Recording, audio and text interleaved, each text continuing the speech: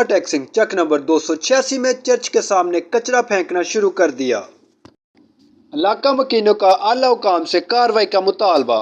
Number 286 में हम मौजूद हैं। ये मरियम नवाज ने ये प्रोग्राम निकाला है ये सफाई के हवाले से। तो ये मसीहों का चर्च ये आपको सामने नज़र आ रहा है। ये चर्च के सामने जो है ना ये कूड़ा करकट फेंका जा रहा है, जिस पर ये अमला आप देख सकते हैं ये मौजूद है।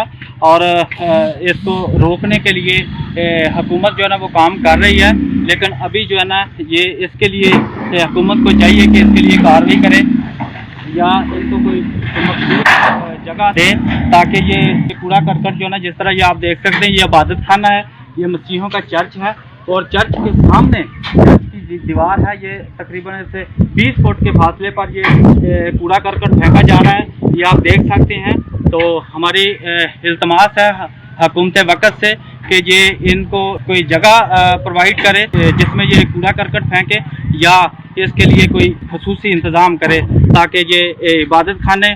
और जिस तरह आप देख सकते हैं कि बाज़ारों में गलियों में ये सफाई का प्रोग्राम भी चल रहा है और जगह जगह जो इस तरह की सफाइयों का काम हो रहा है।